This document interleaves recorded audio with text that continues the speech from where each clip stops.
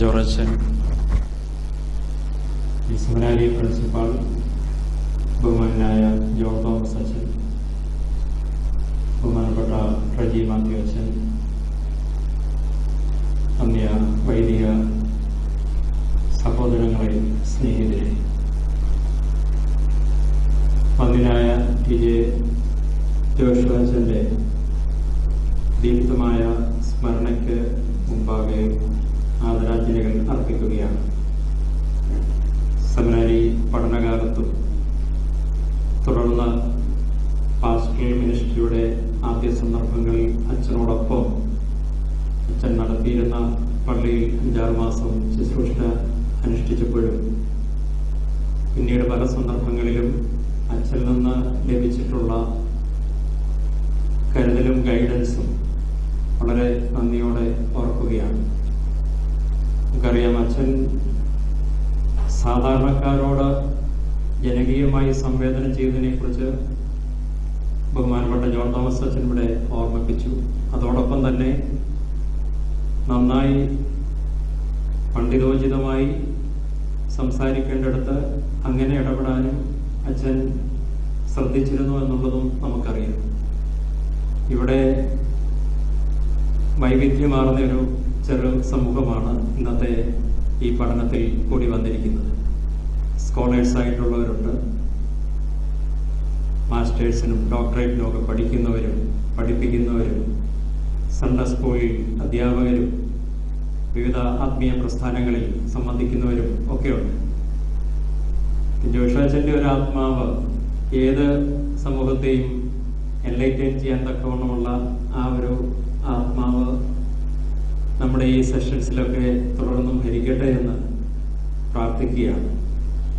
2 ശ്രേഷ്ഠരായ Bible സ്കോളേഴ്സാണ് നമുക്ക് ഇതിനോടകം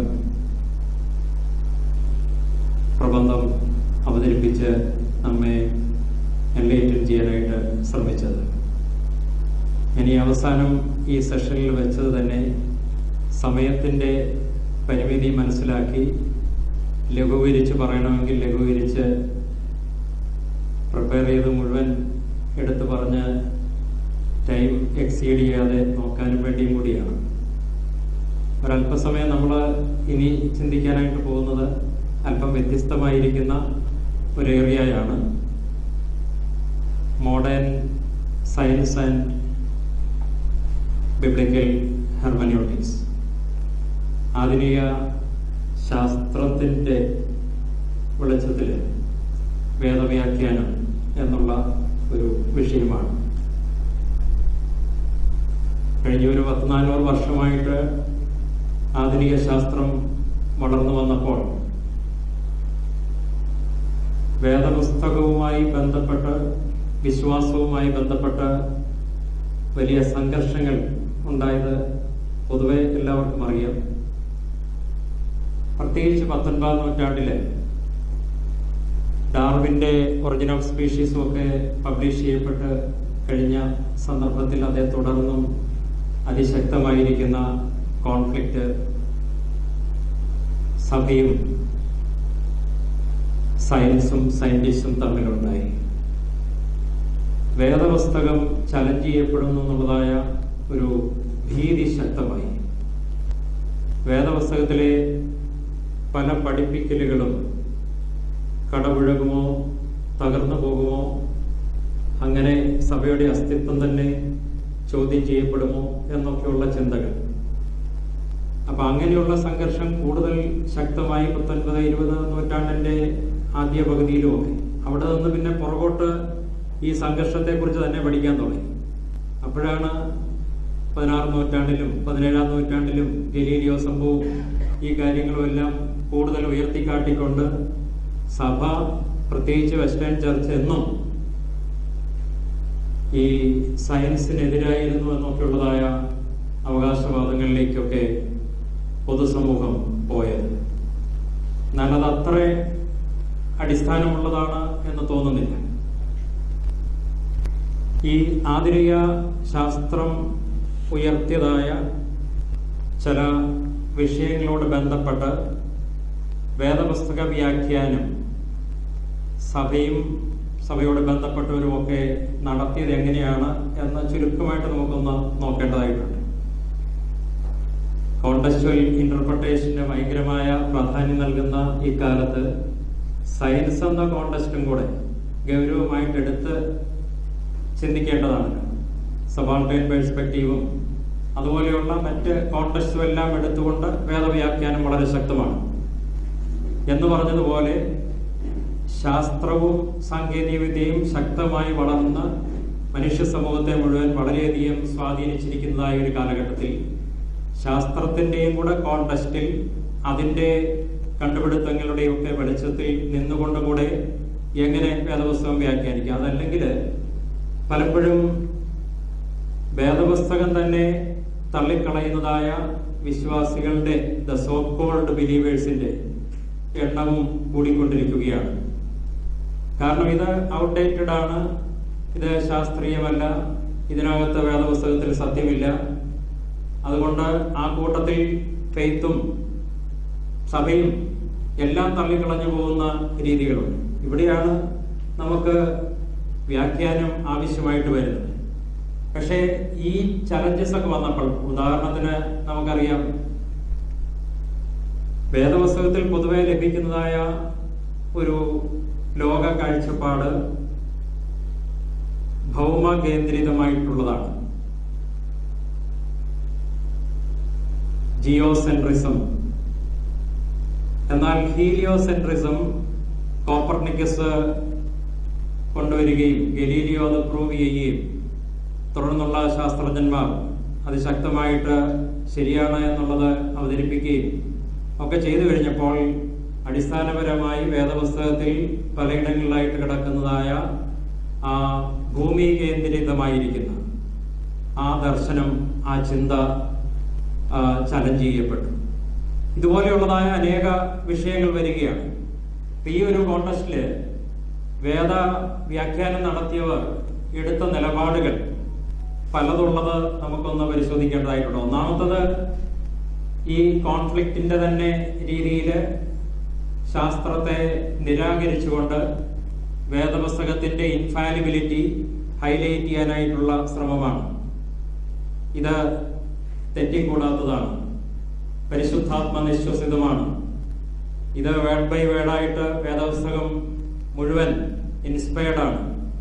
അതുകൊണ്ട് ഈ ശാസ്ത്രം കൊണ്ടുവരുന്ന ഈ കാര്യങ്ങൾക്കൊന്നും വലിയ പ്രാധാന്യം കൊടുക്കേണ്ട ആവശ്യമില്ല. വേദപുസ്തകത്തെ ആക്ഷരികമായിട്ട് തന്നെ മുറുകെ പിടിക്കുക എന്നുള്ള വിധത്തിൽ ഒരു നിരാകരണ സമീപനം, യങ് എർത്ത് ക്രിയേഷനിസം ഒക്കെ പഠിപ്പിക്കുന്ന ഇതാണ്. ഇപ്പൊ ഈ മോഡേൺ പീരീഡിലും വളരെയധികം ശക്തമായി പ്രവർത്തിക്കുന്ന അങ്ങനെയുള്ള സംഘടനകളുണ്ട്. അഥവാ അതിന്റെ അടിസ്ഥാനത്തിൽ ഈ ലോകത്തിന്റെ ഏജ് തന്നെ ഒരു 6000 വർഷം മുതൽ 10000 വർഷം വരെയുള്ളൂ. ജിയോളജിയിലെ കണ്ടുപിടുത്തങ്ങളൊന്നും തന്നെ ഇവർക്ക് ബാധകമല്ല. വേദപുസ്തകത്തെ എങ്ങനെയും ആക്ഷരികമായിട്ട് സംരക്ഷിച്ച് വ്യാഖ്യാനിക്കാനായിട്ടുള്ളതായ ഒരു ശ്രമമാണ് ഇങ്ങനെയുള്ള ഒരു കോൺഫ്ലിക്റ്റിലും ഈ നിരാകരണ സമീപനത്തിലും ഒക്കെ നമുക്ക് കാണുവാനായിട്ട് കഴിയുന്നത്. ഇപ്പൊ ഫ്ലാറ്റ് എർത്തേഴ്സ് ഉണ്ട്, അവരുടെ വലിയ കോൺഫറൻസുകളൊക്കെ നടക്കുന്നുണ്ട്. ഹ്യൂസ്റ്റണിലും ഡാളസിലും ലണ്ടനിലും ഇപ്പോഴും നടക്കുന്നുണ്ട്. ഇത് ബേസിക്കലി നമ്മളെ കളിപ്പിക്കുന്നതാണ്. നാസായും കൂട്ടരും ഒക്കെ പറഞ്ഞത് ഗ്ലോബാണ്, ഇതൊരു ഉരുണ്ട സംഭവമാണ്, അതൊന്നുമല്ല, ഇത് ഫ്ലാറ്റ് തന്നെയാണ്. കാരണം വേദപുസ്തകത്തിൽ പലയിടങ്ങളിലും അങ്ങനെയാണ് പറഞ്ഞിരിക്കുന്നത്. അപ്പം വെളിപാട് പുസ്തകത്തിൽ നമ്മൾ വായിക്കുന്നുണ്ടല്ലോ, അവൻ രണ്ടാമത് വരുന്ന സന്ദർഭത്തിൽ എല്ലാ കണ്ണുകളും അവനെ കാണും എന്നുള്ള ഒരു പരാമർശം വെളിപാട് പുസ്തകത്തിന്റെ അവസാന ഭാഗത്തുണ്ട്. അപ്പൊ അങ്ങനെയാണെങ്കിൽ ഇത് ഉരുണ്ടതാണെങ്കിൽ അപ്പുറത്തുള്ളവർ ഇങ്ങോട്ട് ഇറങ്ങി വരുന്ന സന്ദർഭത്തിൽ കാണുമെന്ന് പറയാൻ പറ്റുകയില്ലല്ലോ.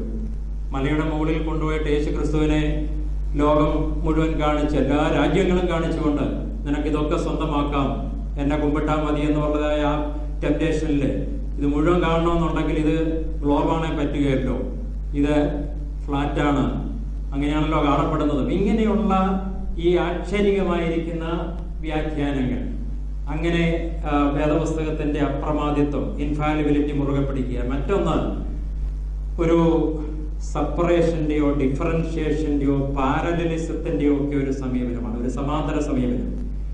ഇതിന്റെ അടി കൂടി ഒരുമിച്ച് കഴിയാതെ മാറ്റി പാർപ്പിക്കുക. ഇത് രണ്ടും രണ്ട് സംഭവങ്ങളാണ്. ഇപ്പം ചെസ്സും അതുപോലെ തന്നെ ക്രിക്കറ്റും രണ്ടും ഗെയിംസാണ്, പക്ഷെ അത് എൻറ്റയർലി ഡിഫറെന്റ് ആയിരിക്കുന്ന കളികളാണ്.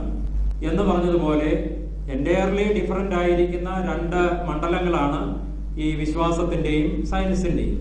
അതുകൊണ്ട് എത്തിക്സിനും അതുപോലെ തന്നെ രക്ഷയ്ക്കും ഒക്കെ പ്രയോജനപ്പെടുന്നതായി വേദപുസ്തകം ആ വിധത്തിൽ ഉപയോഗിക്കുകയും ശാസ്ത്രത്തെ ഭൗതികമായിരിക്കുന്ന സാഹചര്യങ്ങളെ മനസ്സിലാക്കാൻ വേണ്ടിയുള്ള ഉപാധിയായിട്ട് പ്രയോജനപ്പെടുത്തുകയും ചെയ്ത് രണ്ടും തമ്മിൽ ഒരു ഇന്റഗ്രേഷന്റെയോ ഡയലോഗിന്റെയോ ഇന്ററാക്ഷന്റെയോ ആവശ്യമില്ല എന്ന് പഠിപ്പിക്കുന്ന ഒരു സമീപനം. അതും ഓൾമോസ്റ്റ് ഒരു നിരാകരണമാണ്. ആദ്യത്തെ ഒരു കണ്ടിന്യൂവേഷൻ ആയിട്ട് വേണമെങ്കിലും പറയാനായിട്ട് പറ്റും, എന്നാലും അത്രയും കോൺഫ്ലിക്റ്റ് ഇല്ല. മൂന്നാമത്തത് ഈ ശാസ്ത്ര വെളിച്ചത്തിലുള്ളതായ ഉപരിപ്ലവമായിരിക്കുന്ന ഒരു വ്യാഖ്യാനമാണ്, ഒരു superficial dialogue in the light of modern science. ആധുനിക ശാസ്ത്രത്തിന്റെ കണ്ടുപിടുത്തങ്ങളെ അല്പസ്വല്പമൊക്കെ ഉപയോഗിച്ചുകൊണ്ട് വേദപുസ്തകത്തെ കാലികമാക്കാൻ വേണ്ടി വ്യാഖ്യാനിക്കാനായിട്ടുള്ളതായ ശ്രമം അടിസ്ഥാനപരമായി ശാസ്ത്രത്തിന്റെ പ്രധാനപ്പെട്ട ഫൈൻഡിങ്സിനെ ഒന്നും തന്നെ സ്വീകാര്യമല്ല. ഇപ്പൊ ജിയോളജിയിൽ കണ്ടെത്തിയതായ വർഷങ്ങളൊക്കെ ഇവർ അക്സെപ്റ്റ് ചെയ്യുന്നു. ഇത് ഓൾഡ് എർത്ത് ക്രിയേഷനിസമാണ്. അതനുസരിച്ച് 13.8 ബില്യൺ ഇയേഴ്സ് ഈ പ്രപഞ്ചത്തിന് ആയുസ്സുണ്ട് എന്നൊക്കെ പറയുന്നത് അക്സെപ്റ്റ് ചെയ്യാം. അതുപോലെ ഉള്ള പല കാര്യങ്ങളും അക്സെപ്റ്റ് ചെയ്യാം, പക്ഷേ ഫർദർ ഇന്റർപ്രിട്ടേഷൻ കൊടുക്കണം. ഇതിന്റെ ആക്ഷരികത കഴിവതും നഷ്ടപ്പെടുത്താതെ എങ്ങനെ ഈ ശാസ്ത്രത്തിന്റെ അല്പസ്വല്പമൊക്കെ എടുത്ത് ഇതുമായിട്ട് ഇന്റഗ്രേറ്റ് ചെയ്ത് ഇന്റർപ്രറ്റ് ചെയ്യാനായി സാധിക്കുമെന്നുള്ളതായ ഒരു ശ്രമമാണ്. ഇപ്പൊ ഇവിടെയാണ് ഈ ഡേ ഏജ് ക്രിയേഷനിസം ഒക്കെ വരുന്നത്. അതായത് ഒരു ദിവസം എന്ന് പറയുന്നത് ഒരു യുഗമാണ്. അത് നമ്മൾ ട്രഡീഷണൽ ആയിട്ട് കേട്ടിട്ടുണ്ട്, നമ്മളും ഒക്കെ പലപ്പോഴും പറയാറുള്ളതാണ്. വേദപുസ്തകത്തെ സംരക്ഷിക്കാൻ വേണ്ടി ഇവിടെ ഉൽപ്പത്തി പുസ്തകം 1-ാം അധ്യായത്തിൽ പരാമർശിച്ചിരിക്കുന്നതായ ഒരു ദിവസം എന്നുള്ളത് ചിലപ്പോൾ മില്യൺസ് ഓഫ് ഇയേഴ്സ് വരുന്നതായ ഒരു യുഗമാണ്. അപ്പൊ ആ വിധത്തില് മനസ്സിലാക്കി കഴിയുമ്പോൾ ഈ എർത്തിന്റെയും അതുപോലെ തന്നെ പ്രപഞ്ചത്തിന്റെയും കാലദൈർഘ്യമൊക്കെ നമുക്ക് ഉൾക്കൊണ്ടുകൊണ്ട് വേദപുസ്തകത്തെ മനസ്സിലാക്കുക. അതുകൊണ്ട് ഒരല്പം ശാസ്ത്രം ആ വിധത്തിൽ പ്രയോജനപ്പെടുത്തിക്കൊണ്ട് തന്നെ വേദപുസ്തകത്തെ വ്യാഖ്യാനിക്കാനായിട്ടുള്ളതായ ശ്രമമാണ്. ഈവൻ ഇന്റലിജന്റ് ഡിസൈൻ തിയറി പോലും മോഡേൺ പീരീഡിൽ വന്നിരിക്കുന്നത് ഡാർവിനിസത്തെയും എവല്യൂഷൻ തിയറിയും ഒക്കെ ഒപ്പോസ് ചെയ്യാൻ വേണ്ടി കൂടിയാണ്. ഇന്റലിജൻസ് ഉണ്ട് എന്നുള്ളത് പിതാക്കന്മാരും ഒക്കെ പഠിപ്പിച്ചിട്ടുണ്ട്. വലിയമാർ ബെസേലിയോസ് ഹെക്സാമറോൺ എന്നുള്ള ബുക്ക് എത്ര മനോഹരമായിട്ടാണ് അന്നത്തെ കാലഘട്ടത്തിലെ സയൻസിനെ പ്രയോജനപ്പെടുത്തിക്കൊണ്ട് ഈ പ്രപഞ്ചത്തെ അനലൈസ് ചെയ്യാനും ഇതിലെ ഓരോ തുമ്പും തുരുമ്പും സൃഷ്ടാവിലേക്ക് നമ്മുടെ ശ്രദ്ധയെ നമ്മുടെ മനസ്സിനെയും ഉയർത്തുന്നതാണെന്നും ഒക്കെ പറയാനായിട്ട് ശ്രമിച്ചു. അങ്ങനെയുള്ള ഒരു ഇന്റലിജൻസ് തിയറി നല്ലതാണ്. പക്ഷെ ഇവിടെ ഇപ്പൊ ഈ മോഡേൺ പീരീഡിൽ വന്നിരിക്കുന്ന ആ ഇന്റർപ്രിട്ടേഷൻ എന്ന് പറയുന്നത് ശരിക്കും എവല്യൂഷൻ തിയറീസിനെ ക്രിട്ടിസൈസ് ചെയ്യാനും അതിനെ ഓവർകം ചെയ്യാൻ വേണ്ടിയുള്ളതായ ഒരു ശ്രമത്തിന്റെ ഭാഗമായിട്ടാണ്. അതുകൊണ്ട് പൊതുവെ ഈ ശാസ്ത്രവും ദൈവശാസ്ത്രവും നന്നായി പഠിച്ചവരാരും തന്നെ even modern intelligent design theory പോലും വേണ്ട രീതിയിൽ അക്സെപ്റ്റ് ചെയ്യുന്നില്ല. ഈ നാലാമത്തത് കുറച്ചും കൂടെ ഒരു മീനിങ് ഫുൾ ആയിരിക്കുന്ന ഇന്റഗ്രേഷൻ നടത്തുന്ന കാര്യക്ഷമമായ ഒരു വേദ പുനർവായനയുടെ സമീപനമാണ്.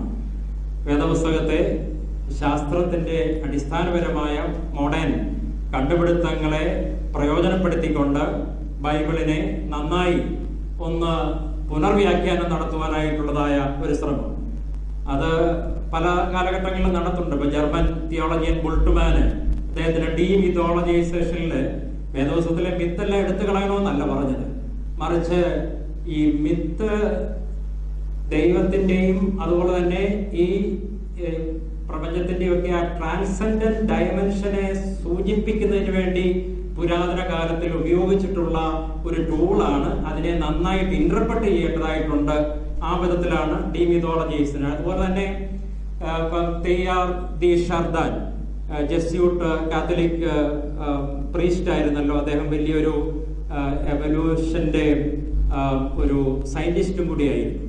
അപ്പൊ അദ്ദേഹം പറയുന്നതനുസരിച്ച് ദൈവം സൃഷ്ടികർമ്മം നടത്തിയത് പരിണാമത്തിലൂടെയായിരുന്നു.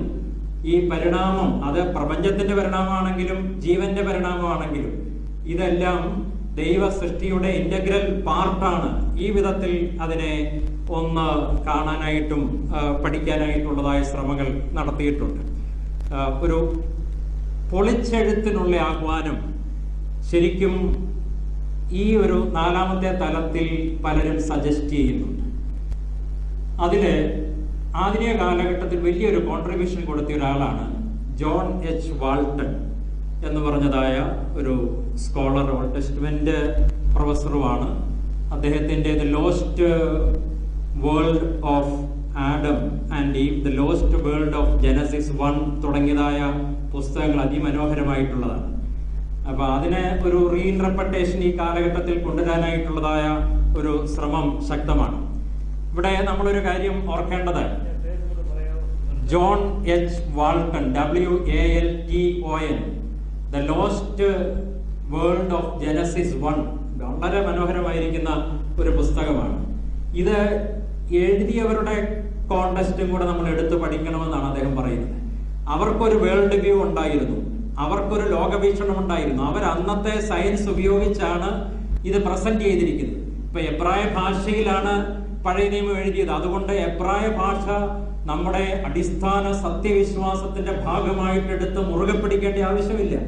അത് ട്രാൻസ്ലേറ്റ് ചെയ്ത് നമുക്ക് മനസ്സിലാകുന്ന ഭാഷയിലേക്ക് കൊണ്ടുവരുന്നതാണ്. അങ്ങനെയാണ് നമുക്ക് ഈ പുസ്തകം ഇന്ന് കിട്ടിയിരിക്കുന്നത്.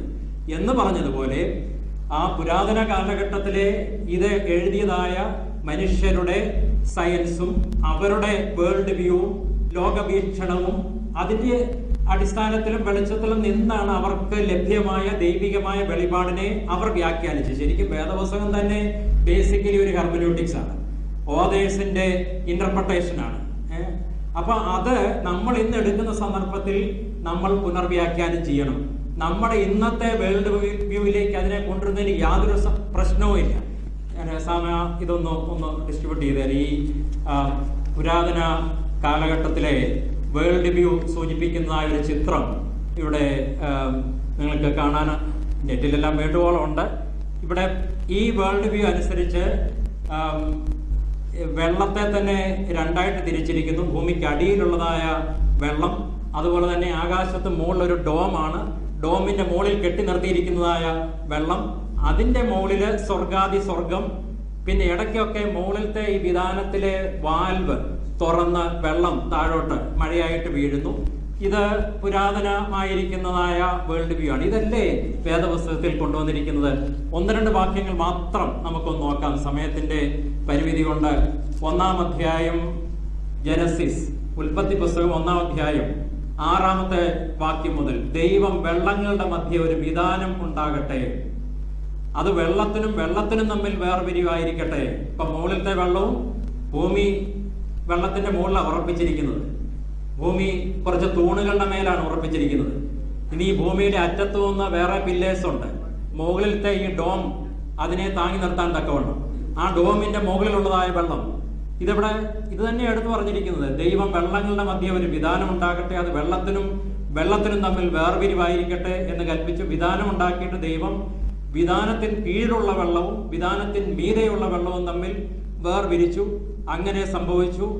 ഇത് അങ്ങോട്ട് വെച്ച് ഞാൻ ജസ്റ്റ് ഒന്ന് ടേസ്റ്റ് കിട്ടാൻ വേണ്ടി ഒന്ന് എടുത്തു പറഞ്ഞു എന്നുള്ളതേ ഉള്ളൂ. ഈ ഏൻഷ്യന്റ് കോസ്മോളജി നമ്മൾ മുറുകെ പിടിക്കേണ്ട ആവശ്യമുണ്ടോ വേദപുസ്തകം സംരക്ഷിക്കാൻ തക്കവണ്ണം, വേദപുസ്തകത്തിന്റെ ഇൻഫാലിബിലിറ്റി പറയാൻ തക്കവണ്ണം ഇങ്ങനെയുള്ളതായ കാര്യങ്ങൾക്ക് അമിത പ്രാധാന്യം നൽകേണ്ട യാതൊരു ആവശ്യമുള്ള കാര്യമില്ല. മറിച്ച് ഇന്നത്തെ ശാസ്ത്രവും മാറാം. ഒരു 100 വർഷം കഴിയുമ്പോൾ മറ്റൊന്നാകാൻ സാധ്യതയുണ്ട്.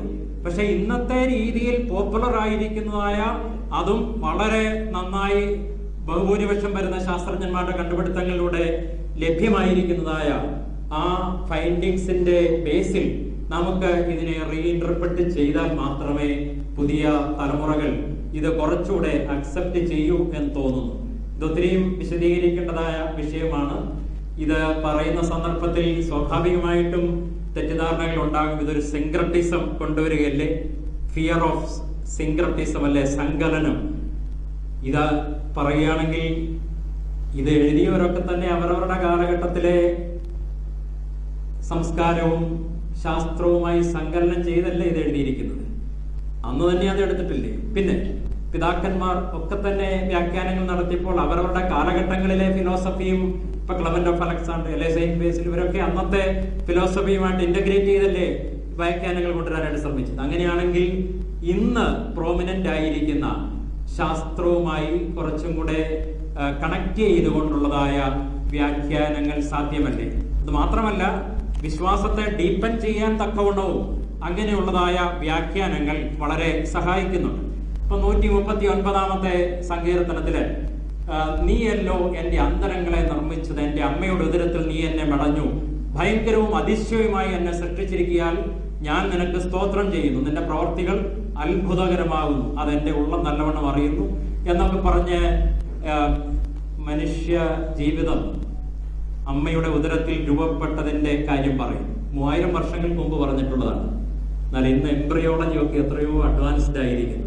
അപ്പൊ അതൊക്കെ ആയിട്ടൊന്ന് ബന്ധപ്പെടുത്തി വിശദീകരിക്കാൻ ശ്രമിക്കുമ്പോൾ കുറെ കൂടെ കൺവിൻസിംഗ് ആയും അത് കൂടുതൽ വിശ്വാസത്തെ ആഴമുള്ളതാക്കുന്നതായിട്ടും നമുക്ക് അനുഭവപ്പെടുകയും ചെയ്യും. ശരിക്കും ശാസ്ത്രത്തിന്റെ വളർച്ചയിൽ വേദപുസ്തകം വളരെയധികം കോൺട്രിബ്യൂട്ട് ചെയ്തിട്ടുണ്ട്. ഇത് തമ്മിലുള്ള ബന്ധം പറയുന്നതിന് വേണ്ടിയാണ് ഞാൻ പറഞ്ഞത്. അതായത് വേദപുസ്തകം കൂടുതൽ അച്ചടിച്ച് വിതരണം ചെയ്യാൻ തുടങ്ങിയ ഒരു പശ്ചാത്തലത്തിലും കൂടിയാണ്, റിഫോർമേഷനും എല്ലാം വന്ന കാലഘട്ടത്തിലാണ് യൂറോപ്പിൽ ശാസ്ത്രജ്ഞർ ശക്തമായി മുന്നോട്ട് വരുന്നത്. ആദിമ ശാസ്ത്രജ്ഞന്മാരെല്ലാം തന്നെ തികഞ്ഞ വേദവ്യാഖ്യാനം നടത്തിയവരും, ഗലീലിയോ ഉൾപ്പെടെയുള്ളവർ, ന്യൂട്ടൺ, കെപ്ലർ, ഇവരെല്ലാം ആ വിധത്തിൽ ശ്രദ്ധിച്ചിരുന്നവരായിരുന്നു. അപ്പൊ അവരെ ഇൻസ്പയർ ചെയ്ത ഒരു ഘടകം എന്ന് പറയുന്നത് ഈ വേദപുസ്തകം വായിച്ചപ്പോഴാണ് മനസ്സിലായത്, ദൈവ സൃഷ്ടി, ദൈവം തന്റെ നിയമങ്ങളും മാത്തമാറ്റിക്സും എല്ലാം ഈ സൃഷ്ടിയിൽ ഉള്ളടക്കിയിട്ടുണ്ട്, അതിനെ ഒന്ന് തുറന്നെടുക്കണം. അതും ഒരു ഇൻസ്പിറേഷൻ ആയിരുന്നു അവരുടെ റിസർച്ചസിനും ഇൻവെസ്റ്റിഗേഷൻ അന്വേഷണങ്ങൾക്കൊക്കെ തന്നെ. അതുപോലെ തന്നെ 2 ബുക്കുകളുടെയും സോഴ്സ് ഒന്നാണെന്ന് ഇവരെല്ലാം പറയാൻ ശ്രമിച്ചു. അത് ഗലീലിയോയും പറഞ്ഞു, ജോനാസ് കെപ്ലറും പറഞ്ഞു, അതുപോലെയുള്ള ശാസ്ത്രജ്ഞന്മാരെല്ലാം പറഞ്ഞു. എന്താണ് 2 ബുക്കുകൾ? ഒന്ന് ദൈവത്തിന്റെ പ്രവർത്തനങ്ങളുടെ ഈ ബുക്ക്, ഈ പ്രപഞ്ചം, അതുപോലെ തന്നെ ദൈവം തന്നെ വെളിപ്പെടുത്തിയിരിക്കുന്നതായ വേദപുസ്തകം. ഈ 2 പുസ്തകങ്ങളുടെയും അൾട്ടിമേറ്റ് സോഴ്സ് ഒന്ന് തന്നെയാണ്, ഒരേ ആത്മാവാണ്. അപ്പൊ അതിനെ തുറന്നു വായിക്കാനും ഇതിനെ ഇന്റഗ്രേറ്റ് ചെയ്യാനായിട്ടുള്ളതായ ശ്രമങ്ങൾ ഉണ്ടാകണം. എനിവേ, പറയാൻ ശ്രമിച്ചത് പൂരകങ്ങളായി, കോംപ്ലിമെന്ററിയായി വേദപുസ്തകത്തെയും ശാസ്ത്രത്തെയും ഒക്കെ ഒന്ന് പരസ്പര സംവാദത്തിൽ കൊണ്ടുവരാനും ഇന്റഗ്രേറ്റ് ചെയ്യാനും ശ്രമിക്കുമ്പോൾ അത് വിശ്വാസത്തെ കുറച്ചും കൂടെ ബോധ്യത്തോടുകൂടി സ്വീകരിക്കാൻ തക്കവണ്ണം ഒരു തലമുറയെ രൂപപ്പെടുത്തുന്നതായിട്ട് തീരും. അതല്ലെങ്കിൽ അത് ഒന്നെങ്കിൽ ശാസ്ത്രത്തെ മുറുകെ പിടിച്ചുകൊണ്ട് വേദപുസ്തകത്തെ ഉപേക്ഷിക്കുന്നവരാകും, അതല്ലെങ്കിൽ വേദപുസ്തകത്തെ വളരെയധികം അതിന്റെ ആക്ഷരിക അർത്ഥത്തിൽ മുറുകെ പിടിച്ചുകൊണ്ട് ശാസ്ത്രത്തെ അവഗണിക്കുന്ന അനുഭവമായിട്ട് തീരും. വേദപുസ്തകവും ശാസ്ത്രവും പരസ്പരം പൂരകമാക്കി വ്യാഖ്യാനങ്ങളും പഠനങ്ങളും ഒക്കെ ഉണ്ടാകണമെന്ന് ദൈവശാസ്ത്രവും ശാസ്ത്രവും നന്നായി പഠിച്ചവരെല്ലാം ഓർപ്പിക്കുകയാണ്. അതിലേറ്റവും അഗ്രഗണ്യനായ ഒരു മനുഷ്യന്റെ പേരും കൂടെ പറഞ്ഞ് ഞാനിതിവിടെ ഉപസംഹരിക്കട്ടെ. Francis Collins. അദ്ദേഹത്തിന്റെ ദ ലാംഗ്വേജ് ഓഫ് ഗോഡ് എന്ന് പറഞ്ഞതായ പുസ്തകം, അദ്ദേഹം മോഡേൺ ജീനോം പ്രോജക്റ്റിന്റെ ഡയറക്ടറായിരുന്നല്ലോ. വളരെ പ്രസിദ്ധനായിരിക്കുന്ന ഈ ഫ്രാൻസിസ് കോളിൻസിനെ പോലെയുള്ള എത്രയോ ശാസ്ത്രജ്ഞർ ഈ ഒരു കാര്യം നമ്മെ ഓർമ്മിപ്പിക്കുകയാണ്. അഭിമന്യ പൗലോസ് മാർ ഗ്രിഗോറിയോസ് തിരുമേനിയെ പോലെയുള്ള വലിയ ദൈവശാസ്ത്രജ്ഞരും ഇത് തന്നെയാണ് നമ്മളെ പഠിപ്പിച്ചത്. ദൈവാത്മാവ് ആ വിധത്തിൽ കൂടുതൽ ഉൾക്കാഴ്ചകൾ നൽകുവാൻ തക്കവണ്ണം നമ്മുടെ അന്വേഷണങ്ങളെ നയിക്കട്ടെ എന്നുള്ളതായ പ്രാർത്ഥനയോടുകൂടി എൻ്റെ വാക്കുകൾ ഉപസംഹരിക്കുന്നു.